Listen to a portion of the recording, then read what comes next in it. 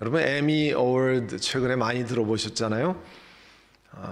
오징어 게임으로 한국 배우 감독이 수상을 해서 전 세계적인 화제를 일으킨 상이 에미 어워드입니다.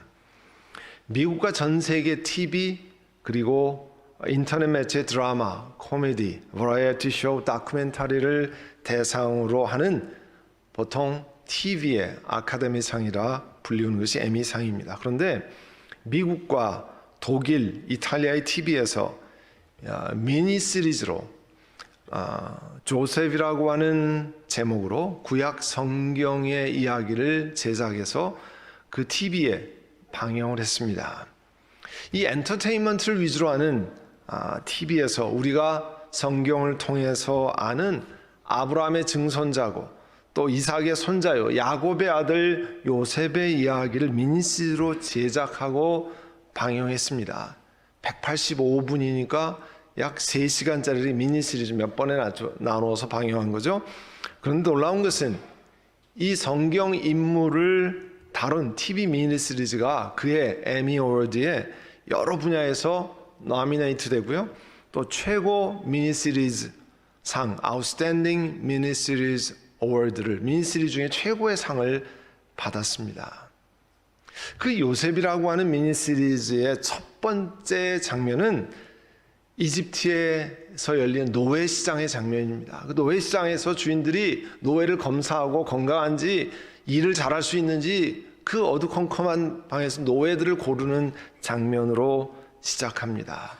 그 가운데 섞여있던 요셉이 이집트의 경호대장 보디발에게 노예로 팔려서 다른 노예들과 함께 쇠사슬로 발과 손이 묶이고 머리 위에 손을 들고 황량한 들판을 저벅저벅 그 쇠소리를 내면서 끌려가는 그 실루엣 장면이 참으로 인상 깊은 시리즈입니다. 창세기 41장 54절에 의하면 당시 이집트와 가나안 지역에 7년의 대흉년이 시작된 것을 알리고 있습니다. 기근이 온 세상을 다 덮었고요. 여러 나라 사람들이 곡식을 얻기 위해서 이집트로 곡식을 사러 왔습니다. 이 요셉의 아버지 야곱도 이집트에는 곡식이 있다는 소식을 듣고 막내 아들만 제외한 10명의 아들을 이집트로 가서 곡식을 좀 사오라고 부탁을 했습니다. 그런데 곡식을 사러 갔는데 이집트에 노예로 팔려갔던 야곱의 11번째 아들 요셉이 그 당시 이집트의 총리가 되어 있었습니다. 그리고 세상의 모든 백성이 창고에 저장되어 있는 곡식을 파는 책임을 맡은 사람이 되어 있었어요. 그런데 그 이집트 총리 앞에 요셉 앞에 자기들의 친형들이 엎드려서 절하고 먹을 것을 사러 가나안 땅에 왔다는 것을 총리에게 알렸습니다. 요셉은 바로 그들이 자기 형제들이라고 하는 것을 알아보았지만 형들은 이집트 총리가 자신들이 주기로 했고 또 이집트로 내려오는 이스마엘 상인에게 돈 받고 팔았던 그런 동생 요셉이라는 걸 전혀 알아채리지 못했습니다. 그런데 그 이야기를 창세기 이야기를 보면 그 총리에 의해서 그 자기들이 스파이로 몰리고 요셉이 일부러 그렇게 한 거죠. 또 한 형제는 갇혀 있고 나머지는 아버지에게로 음식물을 가지고 갔다가 막내 동생을 데리고 오라는 이야기를 듣습니다. 그래야만 생명을 부지할 것이라는 기가 막힌 이야기를 들어요. 그리고 자신들끼리 이런 이야기를 나누었습니다. 창세기 40장에 보면 그래 맞아 우리가 그 동생 요셉 때문에 지금 벌을 받는 것이 분명해. 아우가 우리에게 살려달라고 애원할 때 그가 그렇게 괴로워하는 것을 보면서도 그 아우의 애원을 들어주지 않은 것 때문에 우리가 이런 괴로움을 당하는구나. 제일 맏형인 루벤이 형제들에게 이야기했습니다. 그러게 내가 뭐라 그랬어. 동생에게는 못된 짓을 하지 말자고 하지 않더냐. 그런데도 니들이 내 말 듣지도 않고 그렇게 하지 않았어. 근데 우리가 그 아이의 핏값을 치르게 되었구나. 모두들 기가 막힌 일을 만난 겁니다. 여러분, 이집트 총리가 된 요셉 앞에서 그 요셉의 형들이 나눈 이야기가 무슨 이야기입니까? 우리가 아는 것처럼 요셉은 아버지 야곱의 사랑받는 아들이었습니다. 더 정확히 말하면 편애, favoritism. 그러니까 공평히 아들이 12이고 딸 디나가 있는데 공평히 하는 게 아니라 요셉만 지극히 사랑하는 아들이었습니다. 그래서 다른 아들은 평범한 옷을 입었는데 그는 비싼 채색 옷을 입혔어요.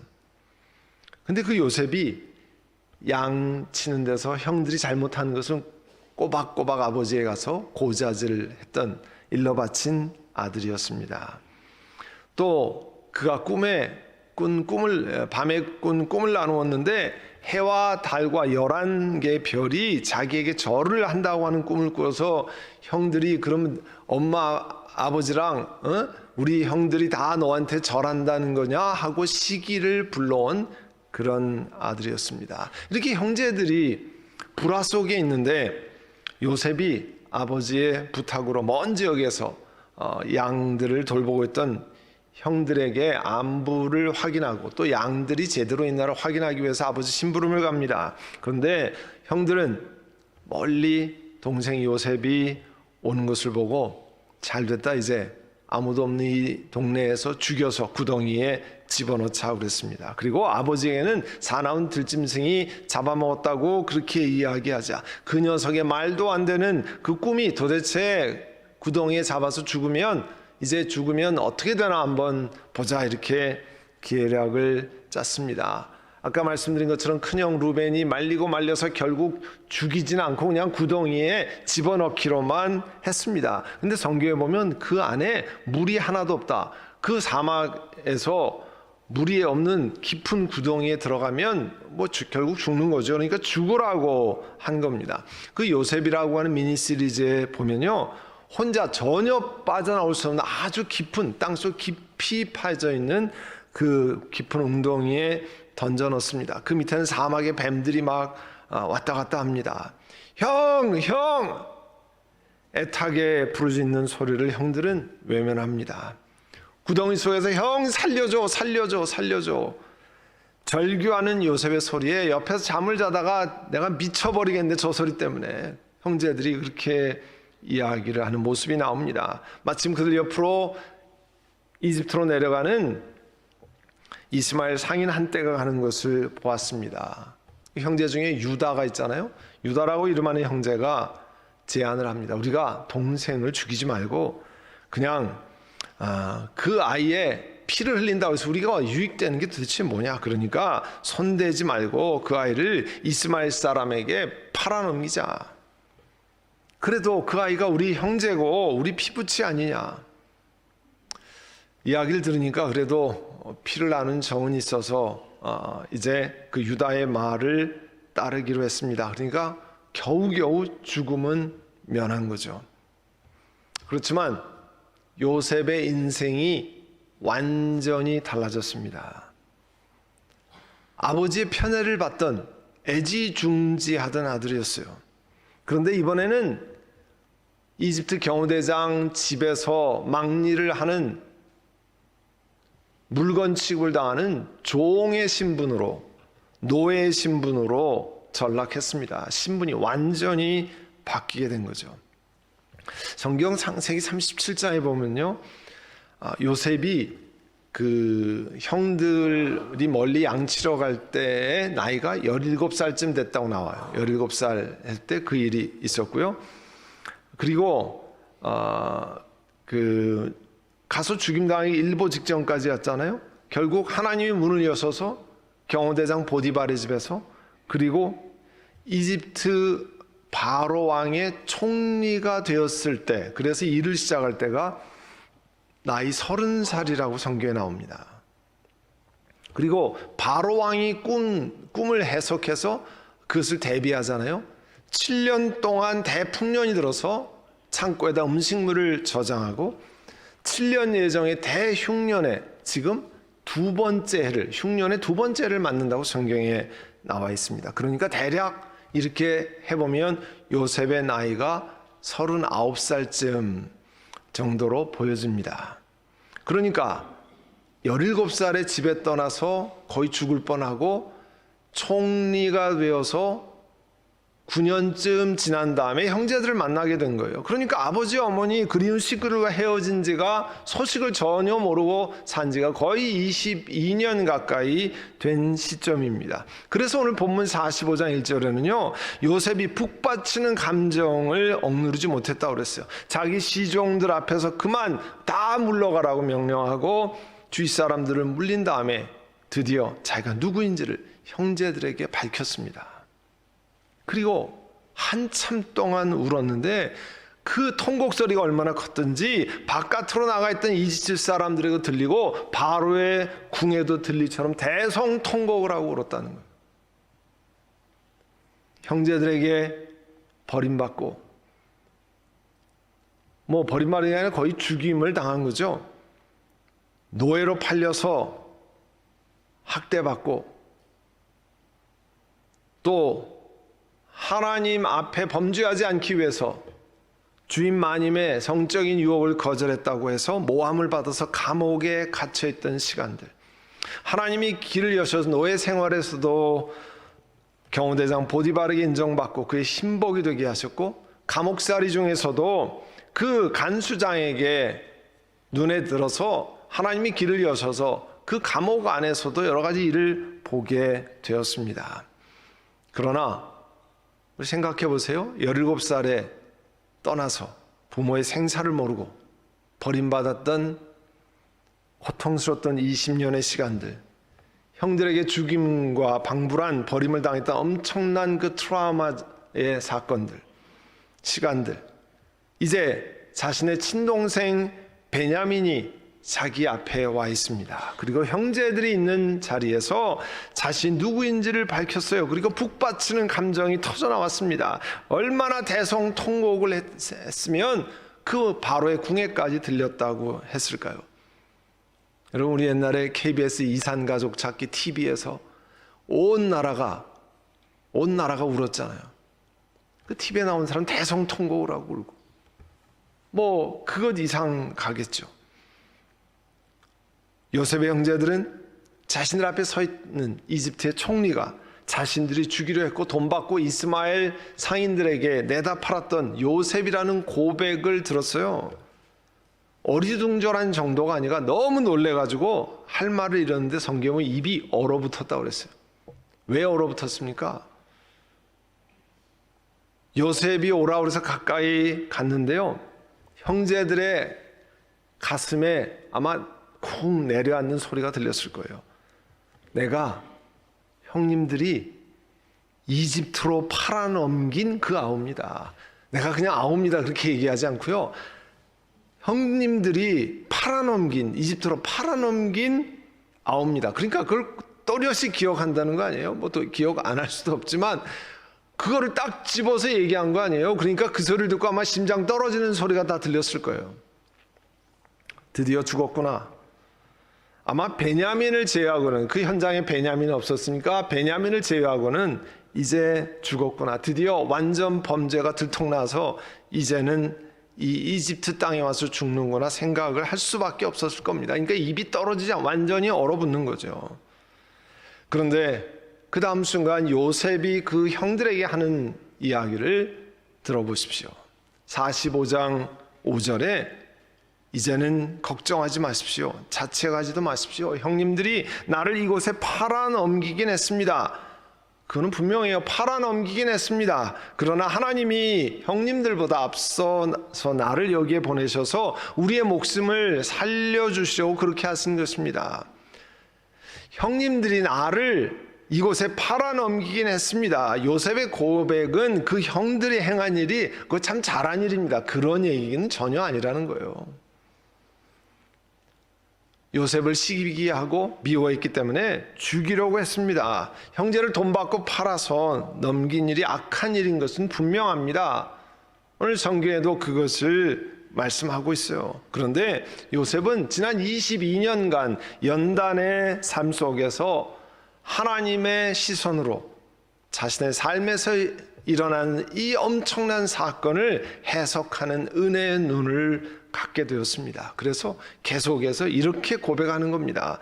7절에 하나님이 하신 거예요. 하나님이 나를 형님보다 앞서서 보내신 것은 하나님이 커다란 구원을 베푸셔서 형님들의 목숨을 지켜주시려는 것이고, 또 형님들의 자손을 이 세상에 살아남게 하려고 하나님이 나를 보내셨습니다. 8절에 그러므로 실제로 나를 이리로 보낸 것은 형님들이 아니라 누구예요? 하나님이시라는 겁니다. 그래서 바로의 온 집안과 최고의 어른이 되고 이집트의 온 땅의 통치자로, 가브너로 세우신 것입니다. 요셉은 17살 한참 때 나이에 형들에 의해서 잔인무도한 행동을 경험했습니다. 그로 인해 20년이 넘는 세월이 가족과 생이별이라고 하는 그런 아픔을 겪어야 했습니다. 그런데 요셉은 형들에게 그런 잔인한 대접을 받고 그냥 얼핏 생각하면 그에 걸맞는 복수를 오늘 말하자면 생각하지 않았어요. 이 얘기에 의하면 복수할 수 있는 권력도 가지고 있고요, 그런 위치에도 있었습니다. 그렇지만 그렇게 하지 않았어요. 그 이유는 그 형들이 자신들의 잘못을 깨닫고 회개했기 때문이 아니었습니다. 하나님께서 자신의 삶 속에서 어떻게 역사하고 계시는지를 바로 볼 수 있는 영적인 눈을 가지게 됐기 때문에 그런 거예요. 하나님의 시각으로 자신의 삶에 일어났던 사건들을 새롭게 리인터프리테이션, 새로운 해석을 할 수 있는 그런 은혜를 받은 사람이었습니다. 여러분, 이 이야기는요, 하나님께서는 자신의 뜻을 이루기 위해서 사람들이 행한 악한 일도 사용하신다고 하는 것을 보여주고 있습니다. 요셉이 자신의 삶 속에 일어났던 일들이 하나님이 다스리시는 하나님의 주권 안에서 일어나는 것이다. 이게 하나님이 허락하신 안에서 주권 안에 일어나는 것이라는 고백을 드리고 있습니다. 형제들에게 지금 눈앞에 권력을 가진 총리로서 있는 요셉이 그 형제들에게 복수할 마음이 전혀 들지 않은 거예요. 일반적이라면 니들이 나를 이렇게 만들었어 하고 아마 그 대성통곡하면서 멱살을 부여잡고 그렇게 했을 거예요. 그렇게 해야 사람이 하는 게 맞는 일이죠. 그런데 형제들에게 복수해야 할 마음이 들지 않았습니다. 더욱이 마음의 고통을 계속 부여잡고 괴로워하는 일도 그 요셉의 마음에는 전혀 없는 것으로 보입니다. 우리 교회는 이제 롤렌하이츠에 있는 건물과 재산을 다 포기하고 이곳 치노힐스로 온 지 만 7년을 넘어서 이번 주에 만 8년을 시작합니다. 2015년 7년 전 2015년 7월에 우리 정기 당회에서 당회원 8분과 만장일치로 우리 PCUSA 교단을 떠나오면서 20년간 여러분들이 열심히 헌금했던 그 모든 헌금으로 건물의 빚을 다 갚았던 그 건물을 포기하기로 결정했습니다. 그 당시 오갈 데 없었던 우리 교회에게 현재 이 건물이, 우리가 지금 예배드리는 이 건물이 비어 있다는 소식을 들은 것이 8월이었습니다.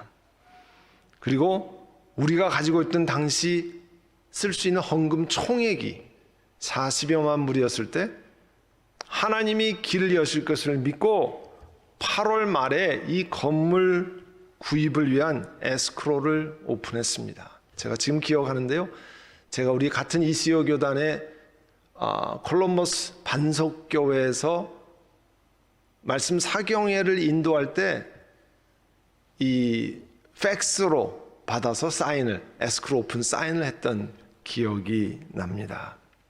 그리고 20여일 만에 에스크로가 끝나고 우리는 50만 불을 다운페이하고 1250만 불의 융자를 받습니다. 그리고 이 건물을 구입해서 들어오게 하셨습니다.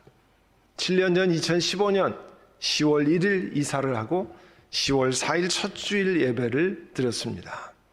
그리고 7년 동안 함께 이동해 온 교우들과 새롭게 하나님이 보내주신 교우들이 함께 어우러져서 하나님이 맡겨주신 예배, 선교, 봉사, 전도, 교제, 또 사람들을 키우는 교육의 사명을 이어가고 있습니다. 이 일을 진행시키신 하나님께 찬양과 영광을 돌립니다.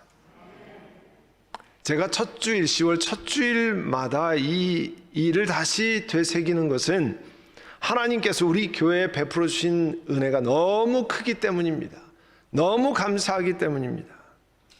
저는 선한 목자 교회 목사로서 요셉이 형들 앞에서 고백한 자신의 삶에 대한 재해석이 시간이 더해갈수록 저 개인에게 은혜가 되어 다가옵니다. 마음 깊이 새겨집니다. 우리 교회는 2007년, 2008년쯤에 교회 이전을 고려하고 심각하게 당회에서 논의한 적이 있습니다. 여기 여러분이 많이 왔다 갔다 하시는 71번 후리에 옆에 커다란 빵 공장이 있어요. 그 빵 공장에 와서 어떻게 이 건물을, 땅을 구입할 수 있는가, 방법이 있을까 돌아보았습니다. 포모나에 있는 기찻길이 지나가는 옆에 공장도 가서 여기저기 살폈습니다. 또 롤레나이츠 가까운 사우스랜드 스쿨을 구입해서 이사하는 문제도 심각하게 고려해 보았습니다. 그러나 당시 우리 교회 여러 가지 재정 형편, 사정 이런 것이 도저히 진행할 수 있는 상황이 아니어서 그대로 중단했습니다. 그런데 결혼의 정의를 성경적인 정의에서 다른 것으로 바꾸는 미국 장로교회 PCUSA의 결정을 보고 우리 온 교회가 교단을 떠나기로 했습니다. 거의 4년 가까이 모든 절차를 질서 있게 준수하던 우리 교회 95%가량의 교인들은 결국 모든 것을 다 포기하고, 우리가 헌금해서 그 건물의 론을 다 갚았지만 그것을 포기하고 떠나와야 했습니다. 그런데 지난 7년 동안 이 치노힐스에서 우리 교회의 사역을, 여러분들과 함께 해왔던 우리 교회의 사역을 목사로 온 교인들과 함께 경험하며 지켜보면서 바로 이 요셉의 고백이 저희 마음에 깊이 생겨납니다. 실제로 우리 교회를 이리로 보낸 것은 롤레나이트에 남아있는 사람들과 노회가 아니라 하나님이십니다. 하나님이 우리 선한 목자 교회를 이리로 보내셔서 이 주변 지역의 성도들에게 복음을 전하게 하시고 예수님의 제자가 되도록 도와서 하나님을 높이는 일을 하도록, 전 세계 복음을 전하는 일을 하고 다음 세대를 양육하기 위해서 하나님이 이리로 보내신 것입니다. 할렐루야. 로마서 8장 28절에 하나님을 사랑하는 사람들, 곧 하나님의 뜻대로 부르심을 받은 사람들에게는 모든 일이 서로 협력해 선을 이룬다는 것을 압니다. 그렇게 로마서에 고백합니다. 하나님께서 미리 아신 사람들을 택하셔서 자기 아들의 형상과 같은 모습이 되도록 미리 정하셨으니, 이것은 아들이 많은 형제 가운데 맏아들이 되게 하시려는 것입니다. 하나님이 우리를 이리로 부르신 것은 우리로 하여금 예수 그리스도를 닮은 형상이 되기 위해서 주님의 뜻을 순종하는 그리스도의 신실한 제자가 되도록 만들게 하려고 이 자리에 부르신 것입니다. 요셉이 22년간 그 인생의 뼈아픈 일들을 통과하면서 그는 자신과 가정에 일어난 사건을 하나님의 다스림이라고 하는 sovereignty of God, 하나님의 주권이라고 하는 새로운 시선으로 볼 수 있는 영적인 눈을 갖게 되었습니다. 우리 인생에도 크고 작은 일을 통과하면서 하나님의 시선으로 볼 수 있는 넉넉한 은혜를 경험해야 합니다. 주님, 내 삶에 일어났던 것, 고통스러웠던 것, 트라우마가 생겼던 일들, 아파했던 경험들, 하나님 그 뜻이 무엇입니까? 내게 왜 이런 일을 통과하게 하셨습니까? 하나님의 시각으로, 하나님의 퍼스펙티브로 볼 수 있는 그런 은혜를 내게 주시기를 원합니다. 그렇게 기도하셔야 됩니다. 개인적으로 가정, 일터, 교회, 그와 같은 시선을 달라고 성령 하나님께 구하셔야 됩니다. 그러면 원수가 아플 일이 없어져요. 그러면 고통으로 가슴 저린 일도 사라집니다. 그리고 자기 아들 예수님의 형상과 같은 모습으로 우리가 바뀌어 갑니다. 이런 변화가 우리를 성숙시키는 중요하고 놀라운 은혜입니다. 점점 더 그런 마음이 깊어져요. 앞으로 아마 또 오랜 후면 하나님의 어떤 뜻이 있는지 더 정확하게 고백하고 알 수 있는 시간이 올 줄 압니다. 그러나 지금 7년이 지난 이점에도 하나님이 이리로 보내셨습니다. 고통스러운 시간이 분명히 있었지만 그러나 하나님이 이곳으로 보내셨습니다. 오늘 요셉이 형들 앞에서 고백하는 것처럼 우리 모두가 하나님 앞에서 고백하고 세상 앞에서 고백하는 우리 선한목자교회가 되기를 간절히 바랍니다. 기도하겠습니다. 기도하실 때 하나님, 우리 교회적인 귀한 은혜를 감사드리고 또 여러분 개인의 가정에서, 일터에서, 직장에서, 사람들과의 관계에서 경험하는 모든 것들이 하나님의 시각으로 볼 수 있는 새로운 시각으로 God's perspective로 볼 수 있는 그런 은혜를 우리들에게 주시기를 원합니다. 우리 시간에 묵상으로 같이 기도드리겠습니다. 사랑하는 주님, 요셉에게 새로운 하나님의 시각을 허락해 주셨던 것처럼 우리 선한목자교회에게 우리들이 통과해온 우리들의 아픈 경험, 그러나 하나님의 시각으로 보면 하나님께서 이곳 시노일스로 보내셨습니다. 그리고 복음을 전하고 사람들을 섬기고 사회를 봉사하고 어려운 사람들을 살리며 다음 세대를 키워내는 일을 위해서 하나님이 이곳으로 보내셨습니다. 고백하는 시각을 주신 것을 감사드립니다. 우리 온 교우들이 우리 심령에 감사와 기쁨을 가지고 이제 지난 7년을 귀한 은혜를 우리 온 교우들과 함께 이곳에 새로 보내신 교우들, 함께했던 오랫동안 함께했던 교우들이 함께 어우러져서 주님을 영화롭게 하는 시간으로 허락하신 은혜를 찬양드립니다. 우리 한 분 한 분 위에 하나님의 생명과 우리 그 가정의 일터에 또 개인에게 일어나는 모든 일도 하나님의 시각으로 새롭게 볼 수 있는 영적인 은혜를 허락해 주옵소서. 예수님의 이름으로 기도드립니다. 아멘.